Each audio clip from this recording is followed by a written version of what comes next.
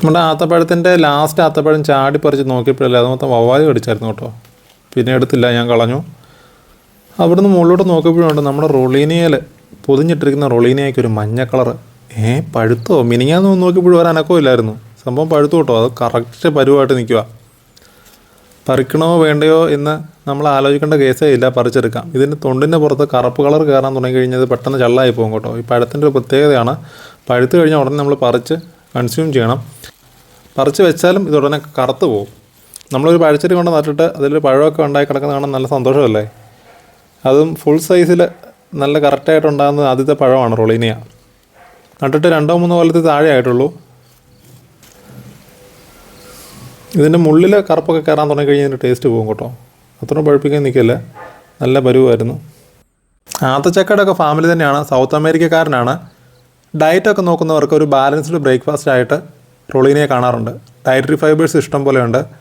Nutrition വാല്യൂസും high ആണ്. സ്കിന്നിനൊക്കെ വളരെ നല്ലതാണെന്ന് പറയുന്നു. അതുപോലെ തന്നെ ഇമ്മ്യൂണിറ്റി സിസ്റ്റം ബൂസ്റ്റ് ചെയ്യാനും ഹെൽപ്പ് ചെയ്യുന്നുണ്ട്. നമ്മുടെ റൊളീനിയ പഴുത്ത് കേട്ടോ. കഴിഞ്ഞ 2-3 ദിവസം മുമ്പ് വരെ ഞാൻ വന്ന് നോക്കിയതാണേ. അന്നേരം ഒന്നും പഴുത്തിട്ടില്ലായിരുന്നു, നല്ല പച്ചയായിട്ടിരിക്കുമായിരുന്നു. പെട്ടെന്നാണ് കയറി പഴുത്ത്. നമ്മൾ കവറിട്ട് വെച്ചേക്കുമായിരുന്നു. ഇനിയിപ്പോൾ നിർത്താൻ പറ്റത്തില്ല, പെട്ടെന്ന് പറിക്കണം. ഇതിൻ്റെ തൊണ്ടാൽ ചെറിയ കറുപ്പ് നിറം കയറുന്നുണ്ട്. കറുത്ത കളർ കയറി വന്നു കഴിഞ്ഞാൽ പിന്നെ പെട്ടെന്ന് ചെള്ളായിപ്പോവും. പറിച്ച് വെക്കാനും കൊള്ളത്തില്ല ഈ പഴം. അതുപോലെ പഴുത്ത് നിൽക്കുക. നമ്മൾ നട്ടിട്ട് ഒരു ഫുൾ സൈസിലൊരു പഴം നമ്മുടെ തോട്ടത്തിൽ ആദ്യം ഉണ്ടാകുന്ന കേട്ടോ.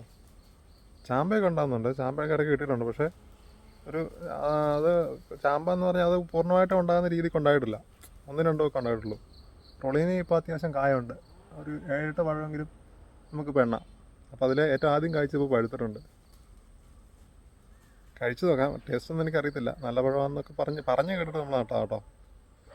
കഴിഞ്ഞ അബിയുവിൻ്റെ വീഡിയോ നിങ്ങൾ കണ്ടായിരുന്നോ? അതിൻ്റെ അകത്ത് കാണിച്ച ഹരീഷ് ചേട്ടനല്ലേ, ചേട്ടനും ചേച്ചനെ അങ്ങ് വിളിച്ചു.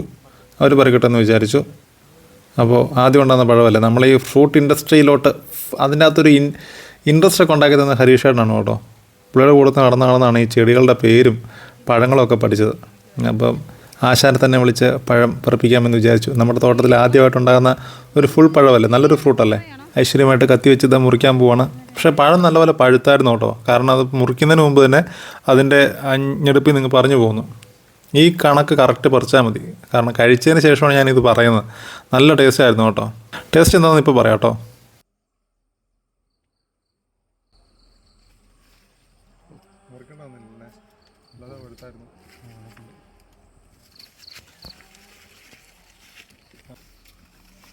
ഇതൊക്കെ നിസ്സാര കാര്യമല്ലേ, ഞാൻ കയറി പറിക്കുമായിരുന്നല്ലോ എന്നും പറഞ്ഞൊരു ആശാൻ കയറി ഇരിക്കുന്നുണ്ടോ?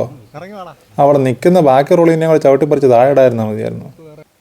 ഏതെങ്കിലും മരത്തിന് ചുവട്ടിൽ പോയി നമ്മൾ നിന്നോ, എന്നിട്ട് ചുമ്മാ മുകളിലോട്ട് നോക്കിയാൽ മതി. ഒരു സാധനം ഷൂക്ക് നീറി പണ കാണാം. എന്തോ ഭയങ്കര പരോപകാരിയാണ്, സഹായിക്കാൻ പറ്റുന്ന കൂട്ടത്തിൽ. കഴിഞ്ഞ വീഡിയോയിൽ നമ്മൾ കണ്ടതല്ലേ. എന്നാൽ പിന്നെ പോയി റൊളീനെ പയ്യെ കട്ട് ചെയ്താലോ. പുറമേ മുള്ളൊക്കെ ഇരിക്കുന്നത് കാണുമ്പോൾ ദുരിയാൻ്റെ കൂട്ടി ഇരിക്കുന്നുണ്ടെങ്കിലും മുള്ള് ഭയങ്കര സോഫ്റ്റാണ് കേട്ടോ. പഴുത്ത് കഴിയുമ്പോൾ ഒരു പഴമൊക്കെ മുറിക്കുന്ന ലാഘവത്തോടെ കത്തിയാൻ ഇറങ്ങിപ്പോവും. അകത്ത് ഇതിൻ്റെ ടെക്സ്ചർ പറയാം കേട്ടോ. നമ്മളൊരു നല്ല ഞാലിപ്പൂവും പഴമൊക്കെ ഇല്ലേ, അതേപോലെ തന്നെയാണ്. നല്ലപോലെ പഴുത്ത ആ ഒരു ഞാലിപ്പൂവും പഴം കഴിക്കുന്ന ടേസ്റ്റ് ഇതിൻ്റെ കയറി വരുന്നുണ്ട്. അതേ ടെക്സ്ചറുമാണ് ഇതിന് വരിക. ഇത് ഈ ആത്തയുടെ ഫാമിലിയാണെന്ന് പറഞ്ഞു. പക്ഷേ ആത്തച്ചക്കയ്ക്കകത്തുള്ള പോലത്തെ തരി ഇതിൻ്റെ അകത്തില്ല. നമ്മൾ അലുവയൊക്കെ കഴിക്കുന്ന രീതിയിൽ കടിച്ച് തിന്നാം. അല്പം ഫ്രിഡ്ജിലും കൂടെ വെച്ചിട്ട് എടുത്തു കഴിഞ്ഞാൽ നല്ല ഒരു ടേസ്റ്റ് കിട്ടും കേട്ടോ. ഐസ്ക്രീം, പിന്നെ ഇത് ഐസ്ക്രീം പോലെ തന്നെ ഫ്രിഡ്ജ് വെച്ചിട്ടും എടുത്ത് നമ്മളൊന്ന് ഇച്ചിരി ഒന്ന് ഇളക്കിയും എടുത്തു കഴിഞ്ഞാൽ ഐസ്ക്രീം പോലെ ഇരിക്കും. ഇതിൻ്റെ തന്നെ പല വെറൈറ്റികളുണ്ട്. ഇതിൻ്റെ അകത്ത് റൊളീനിയ ഡെലിക്കോസാന്നും മ്യൂക്കോസാന്നൊക്കെ പറയുന്ന പല വെറൈറ്റികളുണ്ട് കേട്ടോ. നടുക്ക് ആ ഒരു കൂഞ്ഞ് പോലെ ഉണ്ട്, നമ്മുടെ ചക്കയ്ക്കകത്തൊക്കെ ഉള്ള രീതിയിൽ ഒരു ചെറിയ കൂഞ്ഞ് പോലെ ഉണ്ട്. അതൊന്ന് ചെത്തിക്കളഞ്ഞാലും കുഴപ്പമില്ല, അതിന് വലിയ ടേസ്റ്റ് ഒന്നുമില്ല.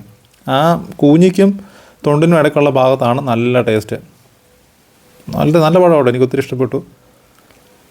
പേടിയായിരുന്നു, കാരണം നമ്മൾ വെച്ച 1-2 പഴച്ചെടികൾ പാളിപ്പോയി. നമ്മൾ ഉദ്ദേശിച്ച റിസൾട്ട് അതിന് കിട്ടിയിട്ടില്ല. ടേസ്റ്റ് ഒന്നുമില്ല. ഈ ചെറിയ വെറൈറ്റീസൊക്കെ പലതും നട്ടിട്ട് നമുക്ക് ഒരു ഉപകാരമില്ലാത്ത പഴങ്ങളായിപ്പോയി. പക്ഷേ ഇതങ്ങനെയല്ല, നമുക്ക് ധൈര്യമായിട്ട് വെക്കാം. എനിക്കിഷ്ടപ്പെട്ടു എന്തായാലും ടേസ്റ്റ് പറയുകയാണെന്നുണ്ടെങ്കിൽ നല്ല പൂവമ്പഴത്തിൻ്റെയും ആത്തയുടെയും ഒരു മിക്സായിട്ട് പറയാം. നല്ല രുചിയുണ്ട്, ആ തരിതരിപ്പില്ല. കടിക്കുമ്പോൾ നമുക്ക് ആ ടെക്സ്ചർ അറിയാം. അതൊരു നല്ല ക്രീമി ആയിട്ട്, എന്നാൽ ഒരു അലുവയിലൊക്കെ കടിക്കുന്ന രീതിയിൽ, സോഫ്റ്റ് അലുവ കടിക്കുന്ന രീതിയിലുള്ള ടെക്സ്ചറാണ്.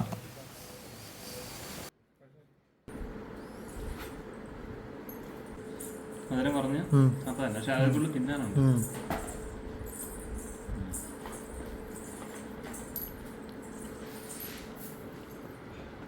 തിന്നാൻ രസമുണ്ടല്ലേ?